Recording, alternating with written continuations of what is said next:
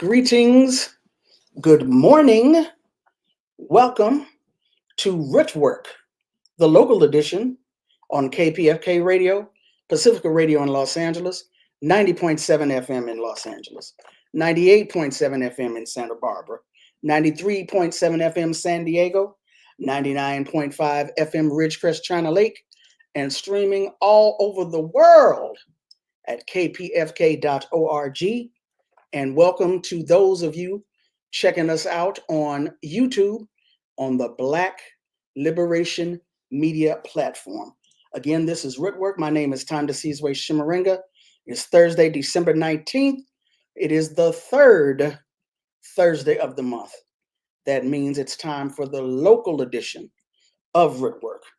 And the local edition, the priority of Rootwork on the local edition is to amplify local voices, perspectives, concerns, and movements. It's the end of the year, so we're also going to try and hit a couple of other corners while we're out here. And we are in Fund Drive. I believe Fund Drive ends tomorrow. That is the last day of the winter Fund Drive for KPFK, part of the 5-station Pacifica Radio Network. So you know what to do. 818-985-5735, 818-985-KPFK, or kpfk.org. Make a pledge of support, of financial support, a secure donation to help keep this station on the air, to help keep the transmitter transmitting in Southern California. 818-985-5735, 818-985-KPFK, or kpfk.org. We will accept any amount. You can give $5 just to shut me up. But if you donate $25, then you become a member of the station for 1 year, which gives you the opportunity to participate in its governance. 818-985-5735, 818-985-KPFK, or kpfk.org. We're going to be talking today about the immigration concerns of specifically Black immigrants before President Biden and Vice President Harris get on up out the White House. We're going to be looking at some other events unique to the Black world, but with implications around the world. We're going to be doing that with our special guest today, Nana Gyamfi. But first, these news headlines.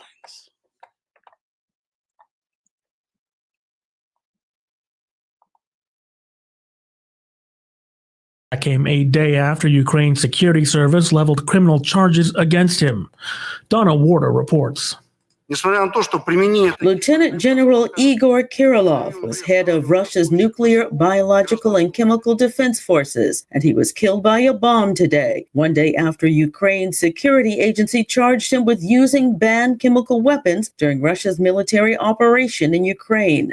A Ukrainian official says the country's security service carried out the attack, and the bomb, which was hidden in a scooter outside Kirillov's apartment building in Moscow, went off as the general left for his office. His assistant also was killed. Russian news reports say the bomb was triggered remotely. Kirillov was under sanctions from several countries, including the UK and Canada, for his actions in Moscow's war in Ukraine. I'm Donna Warder. After months of deadlock, Israel and Hamas appear to be moving closer towards a ceasefire to end their 14-month war. Top officials from the U.S., Qatar, and Egypt have resumed their mediation efforts in recent weeks and reported greater willingness by the warring sides to wrap up a deal. In a key concession, Hamas officials say they are prepared to show more flexibility on the timing of an Israeli troop withdrawal from Gaza. Israel's defense minister Israel Katz said yesterday that a deal is closer than ever. The agreement is expected to take place in phases and include a halt in fighting, an exchange of captive Israeli hostages for Palestinian prisoners, and a surge in aid to Gaza. Cyclone Cheeto, a Category 4 storm, tore through the southwestern Indian Ocean over the weekend, hitting northern Madagascar before intensifying and slamming the French island of Mayotte with winds exceeding 136 miles per hour. This according to France's weather service. Cheeto later moved into northern Mozambique, causing further damage before weakening. French President Emmanuel Macron said he will travel to Mayotte as rescue teams rush to locate the missing.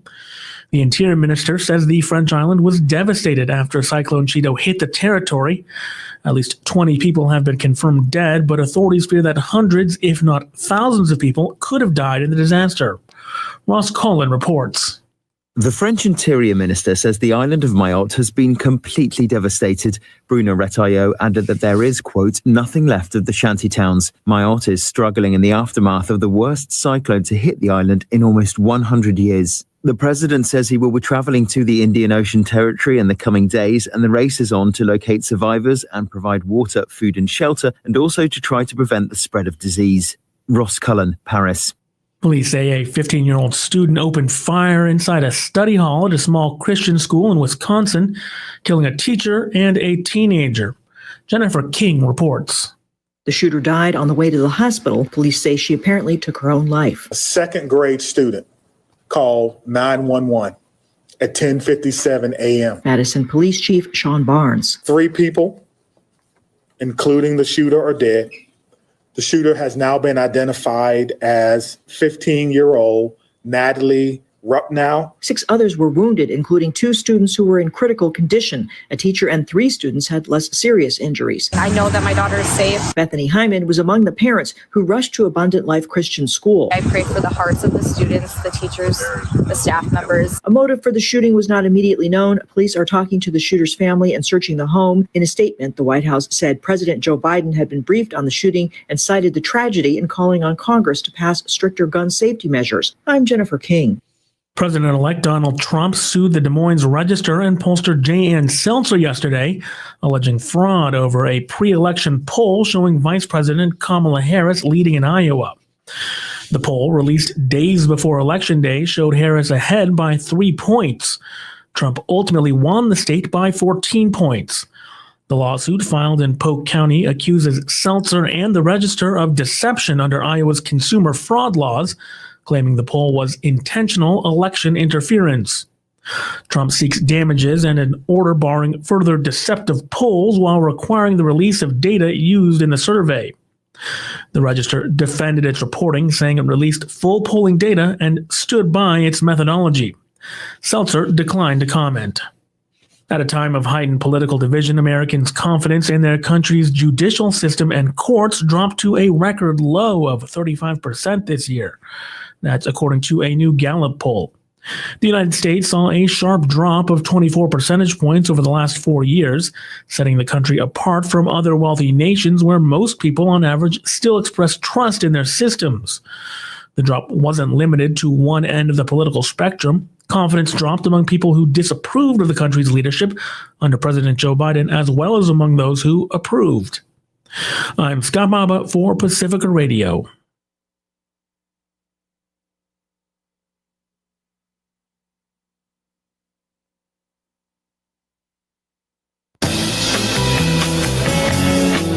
This is KPFK 90.7 FM Los Angeles, 98.7 FM Santa Barbara, and for the world at www.kpfk.org. My name is Maggie Lepeak. I'm Gary Baca. And we're here to talk to you for a few minutes about a project we have going. It is the Transmitter Repair Fund in our December fund drive. Now, we have an exciting opportunity to improve broadcast quality and connect with communities that need our message. However, we can't do it without you. Please support the Transmitter Repair Fund in our December fund drive by calling 818-985-5735, option 2. Gary, what's that number again? 818-985-5735, 818-985-KPFK, option 2. Or pledge online anytime at kpfk.org.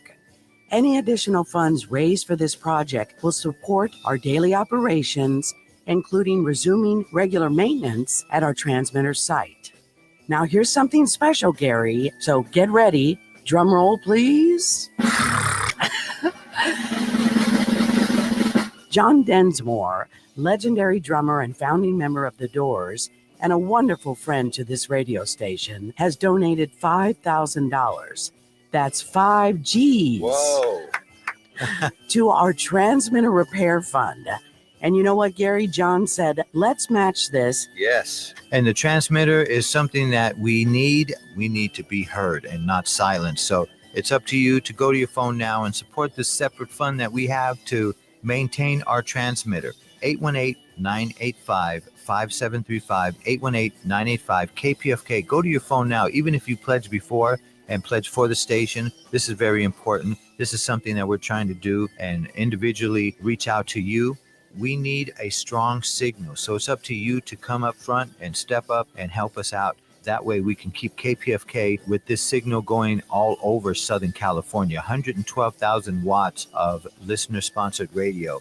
So big shout out to John Densmore from the Doors John. for helping us out. And it's many people like you that help us out during this time of need. 818-985-5735, 818-985-KPFK. Let the phone room know that you want to help us with our transmitters. That's right, Gary. It's people powered and you have the power. Call us right now, 818-985-5735. Hit option 2. That's 818-985-KPFK and online anytime at kpfk.org.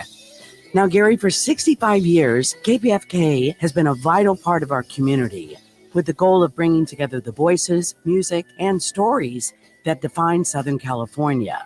Once again, it comes down to you. We cannot do this work without you. This project requires new power supplies for the transmitter, replacing the ice shields for the antenna, upgrading the cooling system for the control building, and adding a new dry line to hydrator unit. The total cost of this project is $20,000, and we're asking for your help to make this a reality.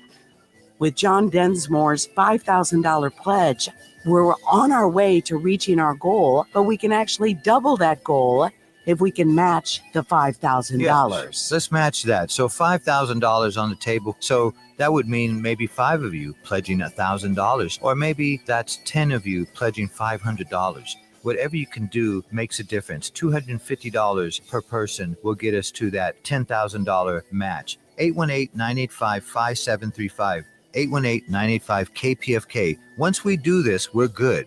This is one of the last things on our list that we need to fix. And as we change as a radio station, we're going to make sure that we give you the programming that you need and love.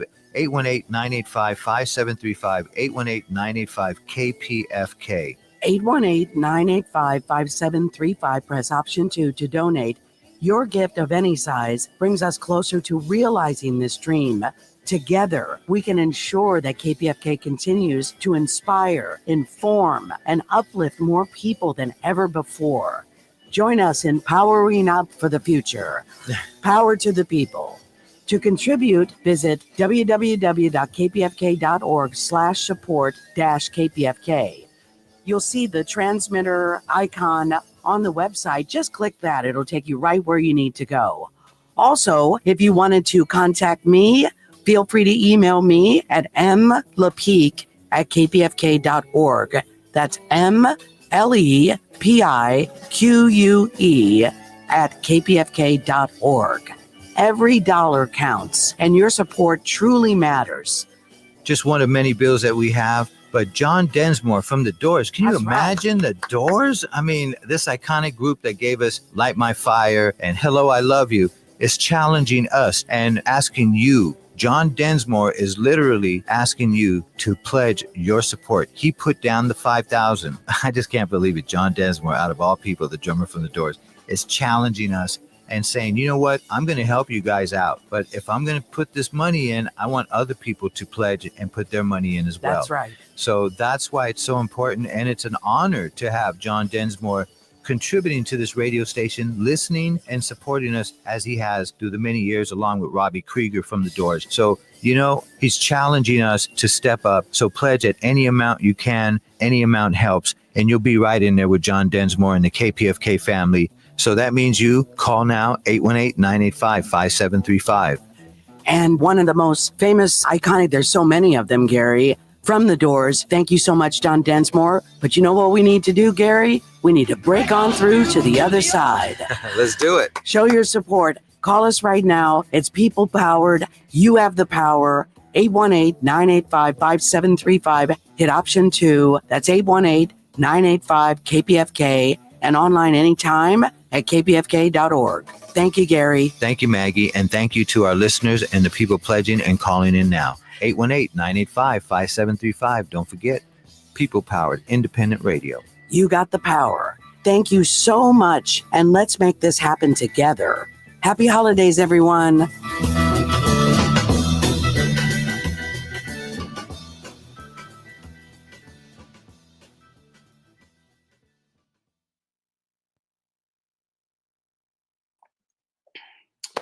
Eight 818-985-5735, 818-985-KPFK. That is the phone number to make that donation towards the transmitter, keeping the transmitter, helping with the upkeep for the transmitter, one of the strongest signals out here in Southern California, KPFK Radio.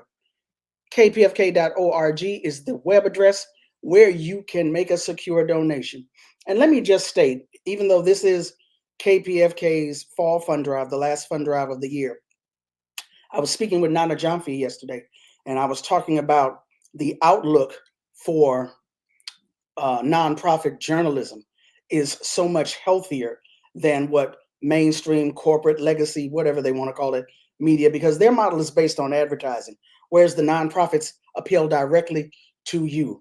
So in addition, if you're joining us on YouTube, on the Black Liberation Media platform, then you know we always looking for money from y'all. So you know what to do. You can see the ticker scrolling down there. I don't want to take away too much from KPFK, but y'all know what to do. Y'all know how to hit a Cash App and a Venmo and a Patreon, in addition to supporting your local journalism, your local news reports.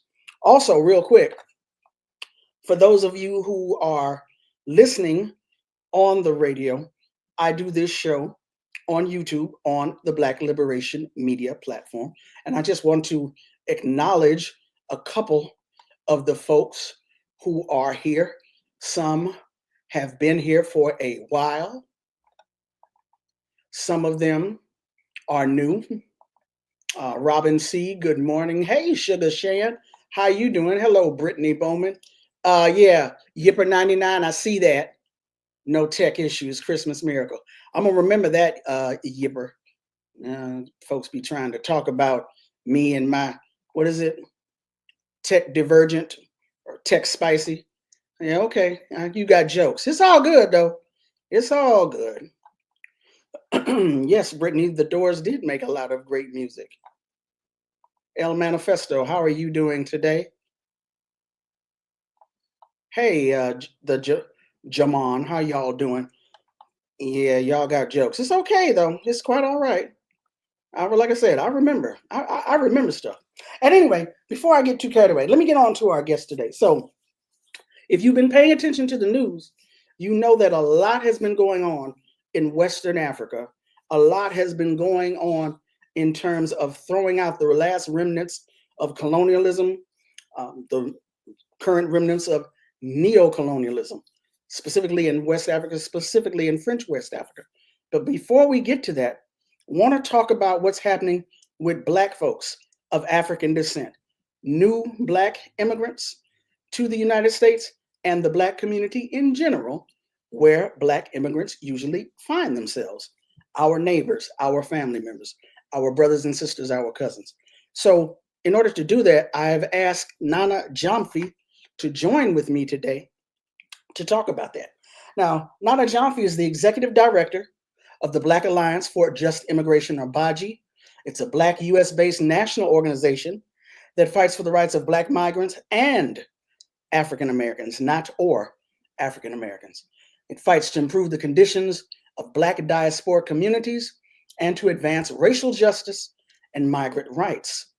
A movement attorney for the past 30 years, Nana is co-founder of Justice Warriors for Black Lives and Human Rights Advocacy, both of which are dedicated to fighting for human rights and Black liberation.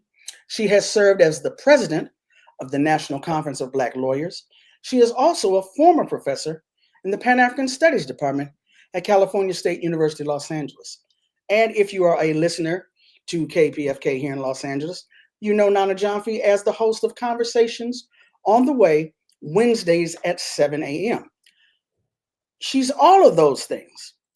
But I know Nana Gyamfi as a student of the late illustrious Dr. James Turner, one of the founders of Black Studies at Cornell University in New York.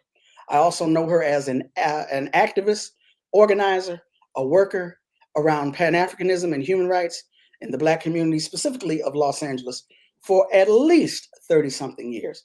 Nana Gyamfi, thank you so much for being on Rootwork today.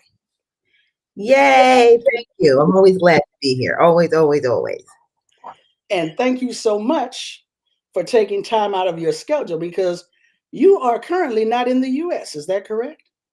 That is correct. Greetings from Ghana. I'm here, halfway jet lagged, but I'm here, Dr. Sizwe, ready to make it happen. Enjoying the day that I've had so far here in the motherland, and hoping that it continues to be good as we prepare to head back and do some fighting. Well, real quick, I think I asked you for some kente. I'm gonna need some Adinkra jewelry too, but we can talk about that later. We can talk about that offline. But I just want to put that bug in your ear now. We'll come back to that later. So now, Okay. BAJI, the Black Alliance for a Just Immigration, fights for the rights of not only Black migrants, but African Americans. Tell our audience about that, and just in case they're not familiar. Absolutely. So BAJI was started in 2006, was started by veterans, civil rights, human rights, and anti-apartheid activists that came from the US, from the Caribbean, and the continent. Really looking at what was happening in that time in the space of immigration rights movements, things happening in the United States, and saying, hey, we got two conversations that are missing here. One conversation is the conversation around Black migrants, who are clearly invisibilized in the immigration discussion. Most of us, when we hear migrants out here in this world, in the United States, we think of migrants that are not Black, right? We think of immigrants that aren't Black. And so that was one issue. Especially And then the other, here in Los Angeles. especially here in Los Angeles. In spite of having, right, the largest population of Belizeans outside of Belize in the world, including a lot of Black Belizeans. And then you have the conversation with respect to African Americans, and you've heard this before, Tana Sizwe, where you'll hear immigrant rights activists or organizers say, immigrants are the ones who built this country, just erasing 400 plus years of Black people. Africans who then became African Americans, who actually built this country and made it so that other people were willing to leave their countries or think of the US as a place that they could go to, leaving their countries for, the various reasons that we leave. And so the purpose of BAJI is to focus on Black folks, both as the Black immigrant population, as well as African Americans, understanding that our fates have always been intertwined, understanding that we are all Black people, that we're not going to have liberation with just one of us. African Americans are not going to have liberation without 20% of their population, between foreign-born and children of foreign-born Black folks also moving in that direction. And clearly, Black immigrants are not going to leapfrog over African Americans into some American dream land of white milk and honey. Like, none of that is happening. And just clairvoyance and also history studying, right, and actual work on the part of the people who started BAJI to really understand what needed to be done. And we see in this moment how critical the work of BAJI is, particularly with this concerted effort to pit African Americans, long-term Black migrants, and newly arrived Black migrants against each other in ways that will only pull back and all of the gains that have been made in terms of human rights for Black folks in this country. Yeah, I know who you're talking about. I'm not going to mention their name. But at any rate, so the Biden administration, they're getting ready to get on up out, along with Vice President Harris. But BAJI, along with other organizations, have some concerns, want to see a couple of things happen, despite probably about a month to go in President Biden's in Biden's presidency. Let our audience know what those things are. Well, some of these things are things that he promised to do that he just never did. I mean, no surprise, a bunch of lists. Everyone got a list, all of our various movements. But for example, he promised that he was going to shut down detention prisons, particularly private detention prisons. If you recall, Tennessee's way, California actually voted to close down those prisons. Trump sued to keep them open. Biden kept the suits alive. So even in places where we voted to end the prisons, the Biden administration is fighting us to keep the prisons going. And so we definitely want to make sure that detention prisons are closed, that those contracts are not open, and he can do that. He has actually increased the number of beds, quote unquote, for detention prisons, as well as regular federal prisons. Obviously, that's not what we're looking for. We need for him to stop that now. He has that capacity to do that. We are looking at the border. He's created this asylum ban at the border, the U.S.-Mexico border, basically, that a lot of organizations, including BAJI, fought back against. He did that as an executive. This was not Congress. He can reverse that right now. There's some temporary protected status for Black countries, particularly countries from the continent, that he could establish now and protect some people from being deported in the next couple of months. For example, for the Congo, for Mali, Mauritania. And then there's some that he already has that he could expand for Sudan, for Haiti. All of that are things that he could do right now without having to reach out to Congress. And there's some people that are in the process of deportation that he, as the executive, has the power to end their deportation cases, just like a DA can reject cases. In the same way, the prosecutors in immigration court could decide to dismiss cases. And our folks are so disproportionately deported, many of them based upon criminal contact or contact with the police, that includes walking while Black, driving while Black. We know the deal.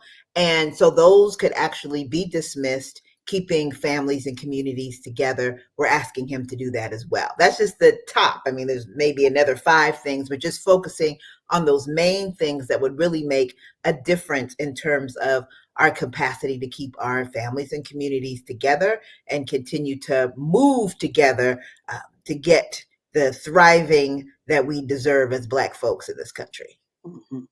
So you mentioned earlier about Los Angeles being home to the largest grouping of Belizeans outside of Belize.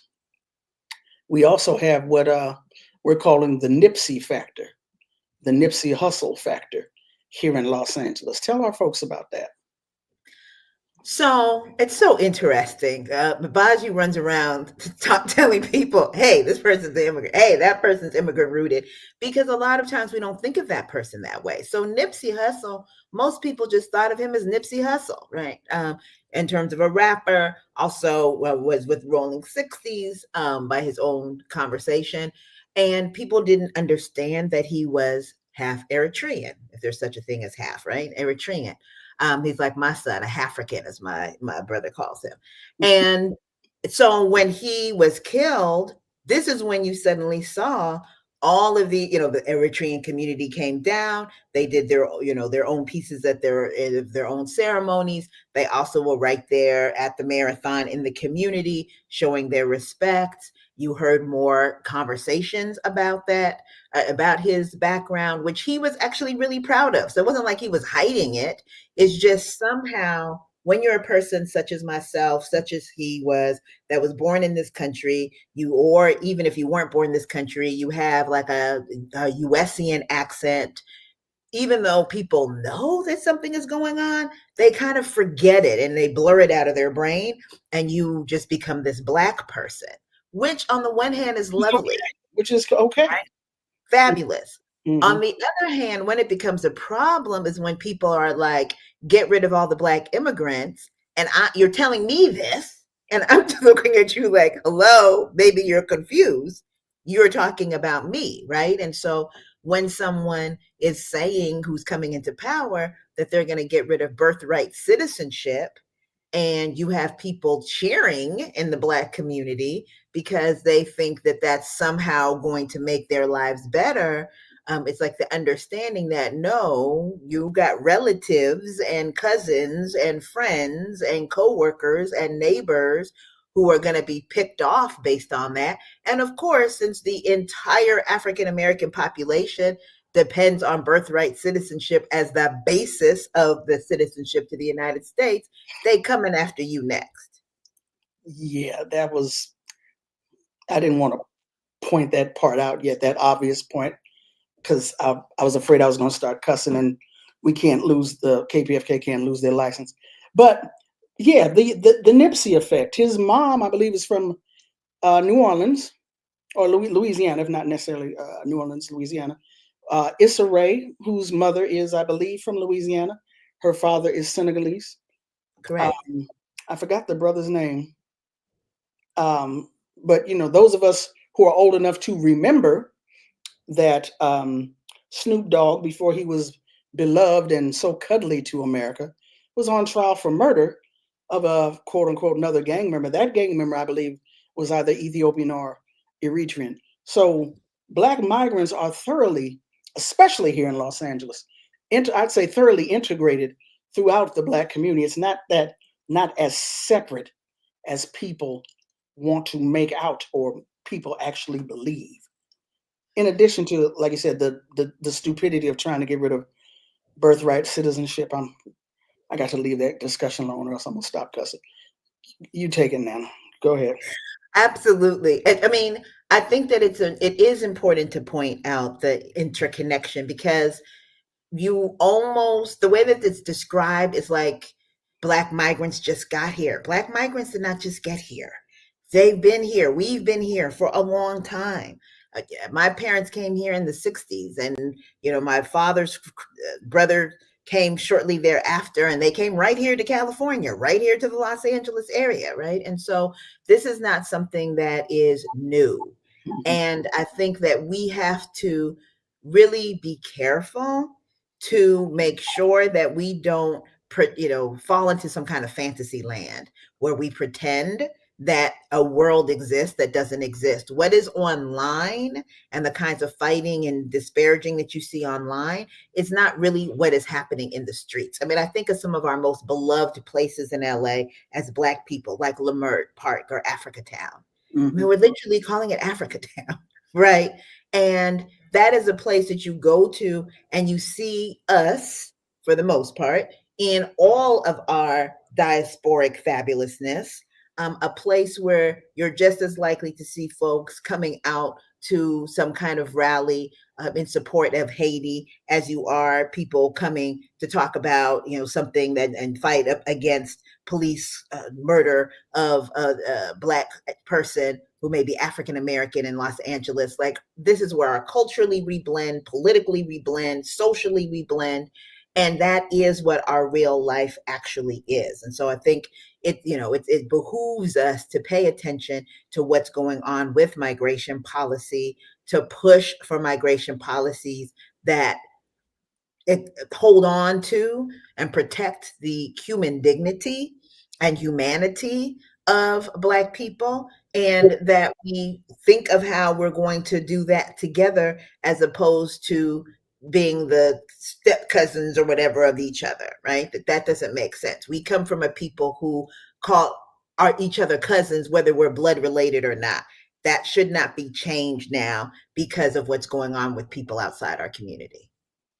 I'm speaking with Nana Gyamfi. She's the executive director of the Black Alliance for Just Immigration, BAJI, a Black US-based national organization that fights for the rights of Black migrants and African Americans. She's based here in Los Angeles, California, where I have known her as an activist, an organizer, a movement attorney of at least 30 years. We're not going to tell all our ages today, but at least 30 years doing this type of work.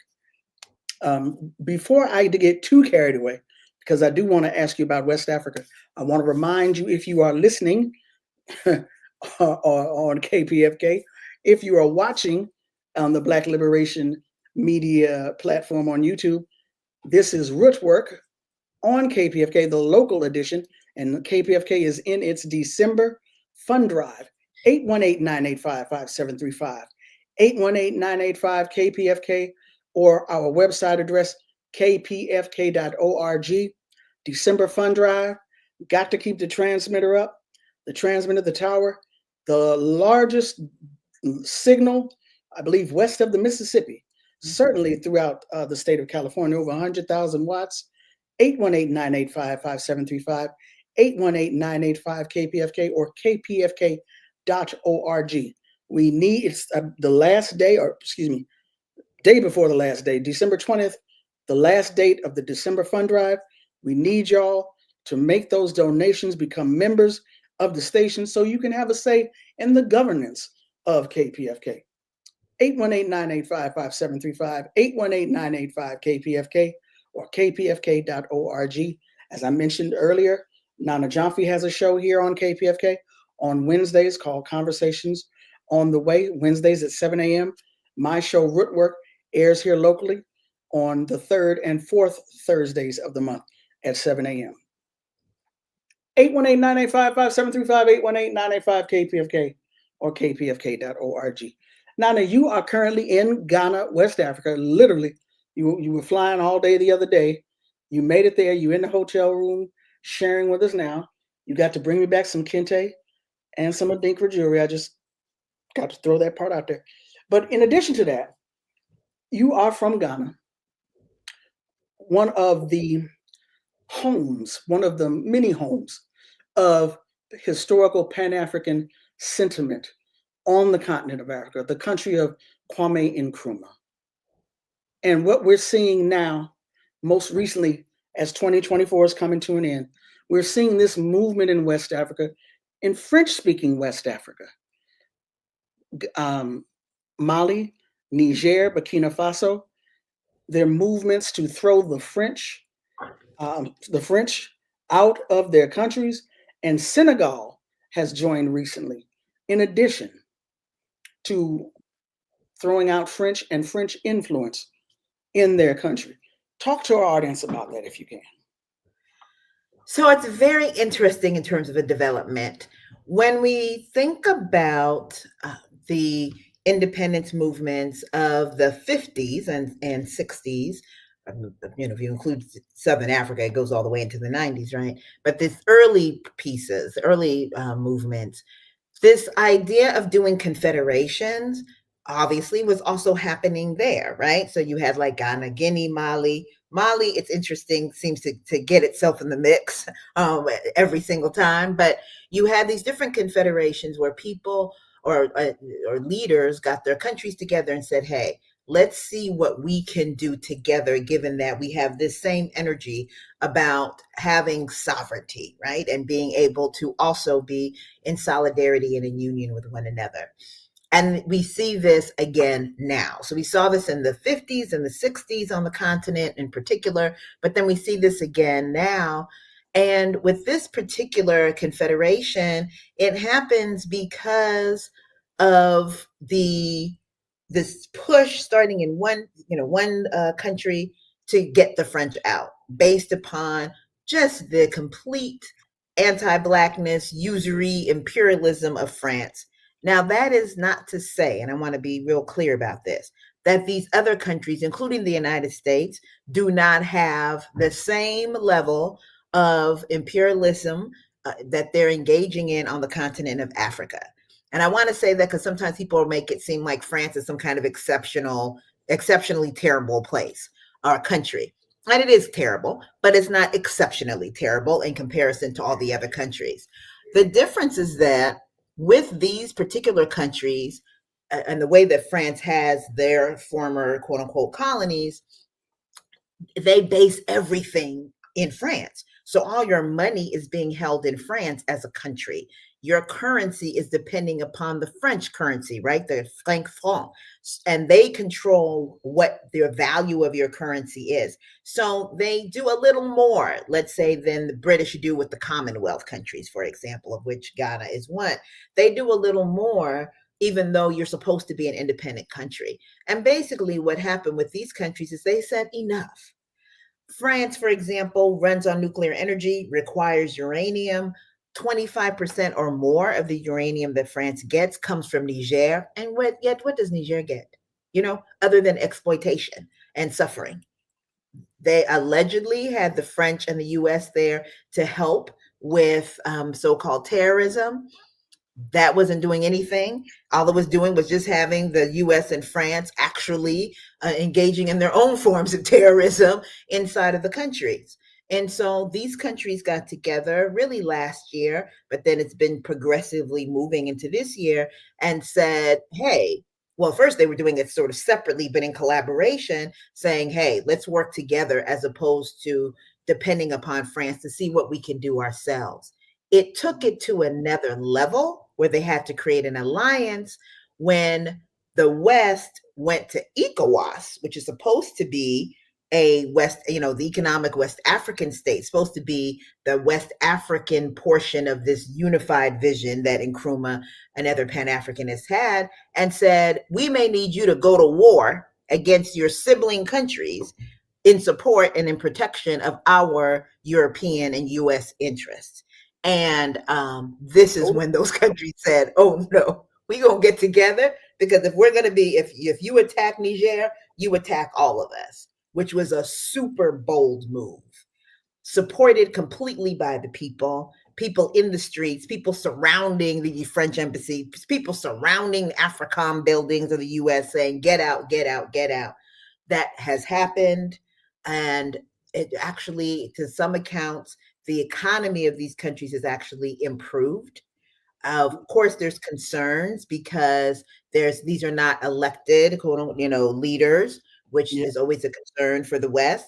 And there's also a concern with regard to Russia and this Wagner group having replaced now the support on the security end with respect to terrorism. So that is sort of the background and context for the situation that we see now, culminating in a conference last month in Niger, where folks came from all over the continent and really all over the world to support this alliance of Sahel states. Yes, and most recently, I know there was a recognition of a massacre of Senegalese soldiers, a recognition, I believe, in Senegal, if not Dakar, another part of Senegal, of soldiers who fought on behalf of France during World War II, about 80 years ago or so. And because those soldiers were not paid, were not compensated, and demanded their wages, they were massacred by French soldiers. Yes, they were. Or the French government. And so the nerve of these people to go to ECOWAS and say, we might need you to go to war for us. I'm sorry, say what now? Just the absolute, absolutely. The caucasity knows no bounds. It really doesn't. But here's the other piece of that. ECOWAS didn't say, get out of here. See, this is the thing, which is the reason why the alliance had to do what the alliance did, right? Why these countries formed this alliance, because it was clear that ECOWAS was not clear about the role that it should be playing, and that there was actually a threat and a concern. And Ghana's an ECOWAS country. I mean, very disappointing that Ghana, along with other countries, but I'm Ghanaian and I'm here in Ghana, right? So let me speak on Ghana. Just Ghana, land of Nkrumah, you've already laid it out. Very disappointing that the response was not, oh, wait a minute, we didn't create this ECOWAS for you. This is supposed to be for us, and we're supporting whatever our siblings are doing and having those conversations. And instead was, yes, Abalsa, what you want us to do? And only when they saw just the outpouring within their own countries, as well as within the countries of the alliance, did ECOWAS back down. That's a shame. And I remember thinking, again, when you talk about many of these West African leaders who have not been elected, a lot of them are military. I think back, there's always that issue there. There's always that problem. But I do think back to when Jerry Rawlings was president of Ghana. He also came out of the military. He also had a coup, But there were always those Pan-African overtures. Right. Thomas Sankara comes out of the military. Of course. And we see what I mean? we know what happened to him, but yes, it's a concern when the military, I know it's a concern for me whenever I see military leaders just taking power from the people. But it appears that this reiteration, something different has been happening. Something different has been going on. The kind of thing that we've actually been hoping for a while, where the people who are in power, whether they're elected or military, actually listen to the will of the people on the street and either implement it or make sure those who are responsible for implementing it implement it. Yeah, I mean, they're talking about things like having a common currency. They're talking about things, obviously having each other's back. That's how they started. They're talking about having the free borders, right? Which just a person that cares about human rights and migration as a human right, as well as someone that's looking at immigration and the global anti-Blackness, even within the continent of Africa and the Caribbean, right? Of immigration policy, to see something where they're saying, hey, when it comes to our folks, we want to see how we can be more open in terms of borders, is really important and really critical, and something that is a positive sign. I think, we've got a little bit more time to figure out and to see how some other pieces turn out. I'm really interested to see, for example, the role of women in this Alliance of the Sahel. I've seen a couple high-profile women that have been lifted up, particularly in the medical area, medical field, etc., but not clear. Unlike with Thomas Sankara, for example, who was very clear about the role of women being critical and part of how you define whether your country is a country worth spit.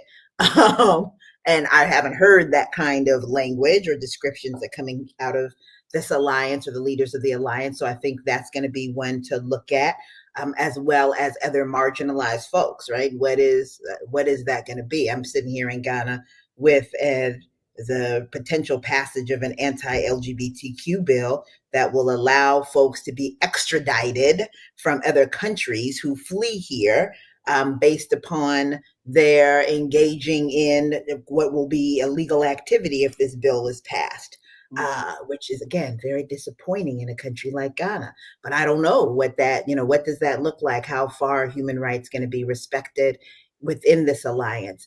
I am still hopeful, even if there's other issues that we may see later, that it has brought up, it's really garnered and gathered the thoughts, the demands of the youth, the demands of people who are looking for something more than just being serfs and enslaved to the West, to Europe and the United States.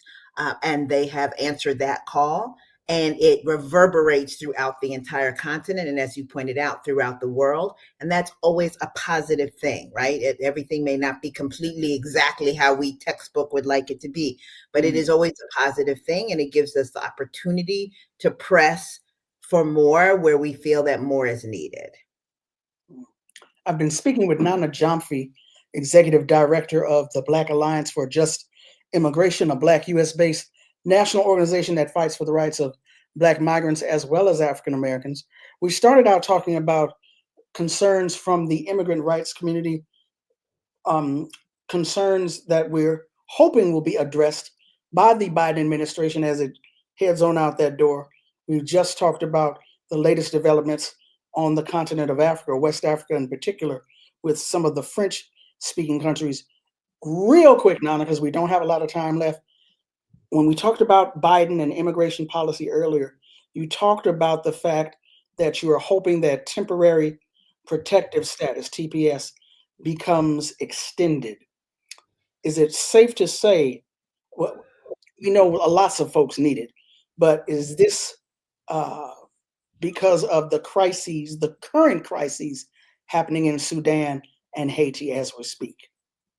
Yes. I mean, what we're really looking for is permanent protections for everyone. So the temporary piece is for us at BAJI really temporary, not just a continuation over and over of the temporary grant, but we really want a permanent grant. But we have some crises right now, which is what temporary protective status is supposed to support with.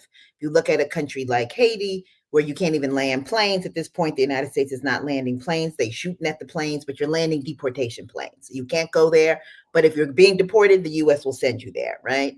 And with Sudan, we know what's happening with the war there. So there's some people that need some support right now that are in this country that are in danger of being deported, and those people should be protected. And if I'm not mistaken, Sudan has the largest number of displaced persons currently. Is that in the world? That is in the world. And understanding that there were people who applied to come here when they saw that the war was breaking out, and the U.S. Embassy closed and kept those people's passports, thereby making it dang near impossible for them to be able to go someplace else. So the United States should be doing something. They did it for Ukraine. Ukraine is the floor. If you can be united for Ukraine, you should be in solidarity for Sudan. Ukraine is the floor. For the Black Liberation Media audience or the KPFK audience who wants to know more about what BAJI is doing, what you are doing, Nana, how can they find that out? Please go to BAJI.org, BAJR.org. That's our website. You can also find us at InstaBAJI. BAJI. You said BAJR. Oh, did I? Sorry. BAJI.org.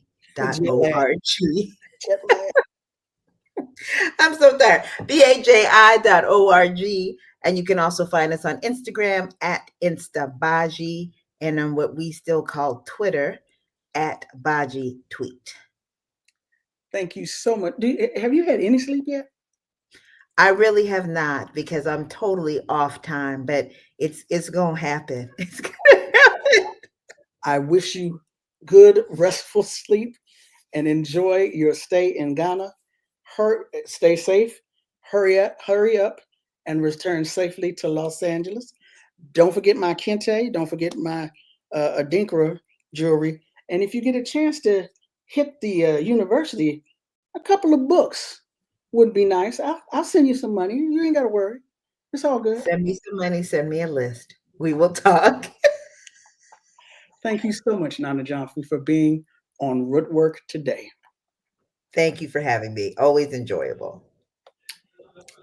818-985-5735. 818-985-KPFK. On the web at kpfk.org. KPFK-Pacifica Radio, we are currently in our December winter last fund drive of the year.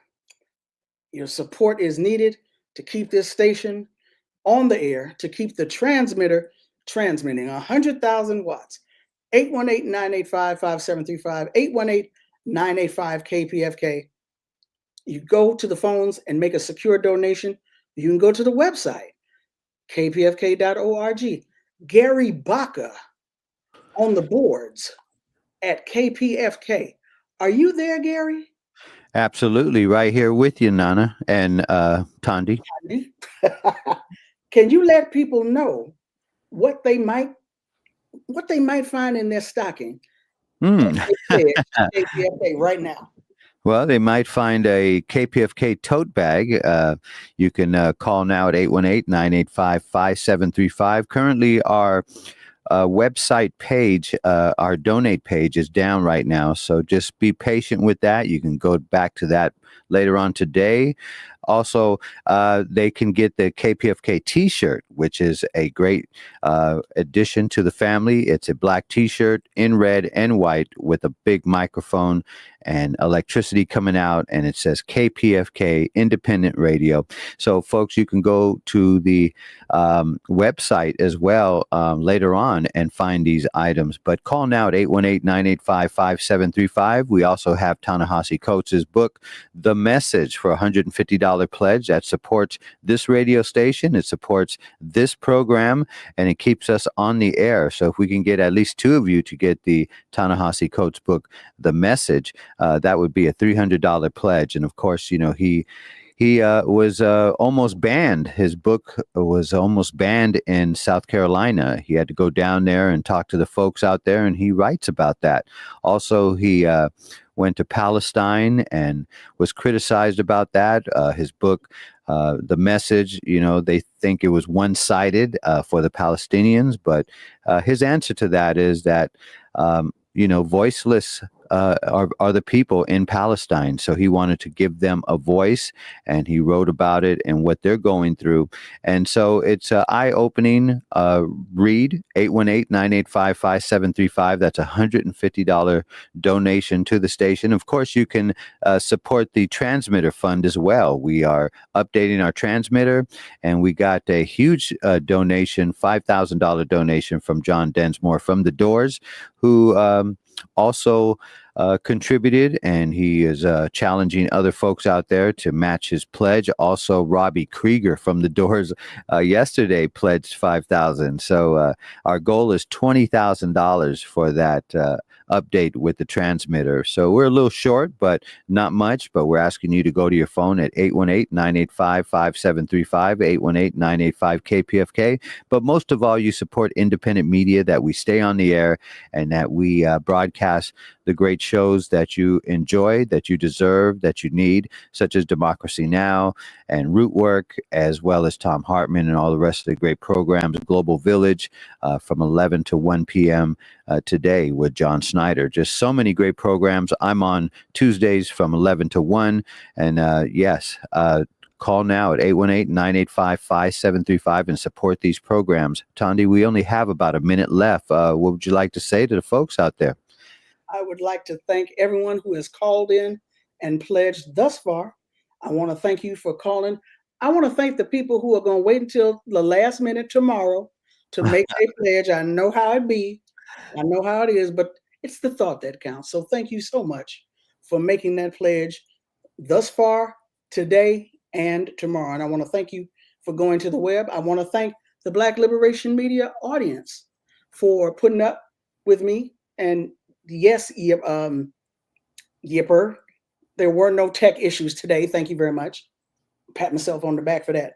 Thank you so much to Gary Baca for hanging out with me. Thank you so much to Nana Gyamfi for cutting into her sleep time over there in Ghana. Was it a 12-hour difference to be a guest on the show today? Thank you, thank you, thank you all so much. Greatly appreciate you. We're going to get up out of here.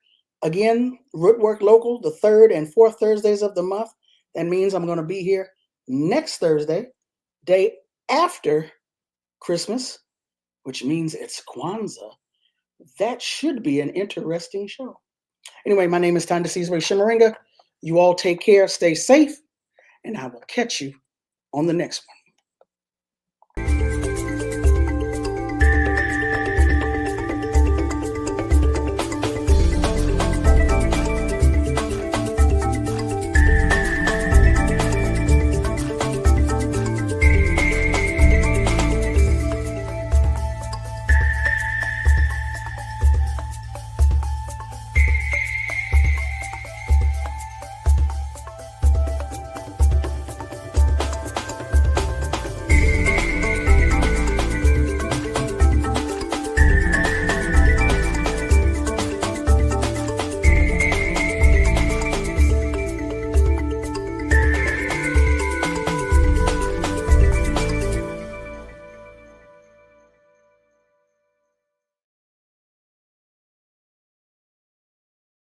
And critical.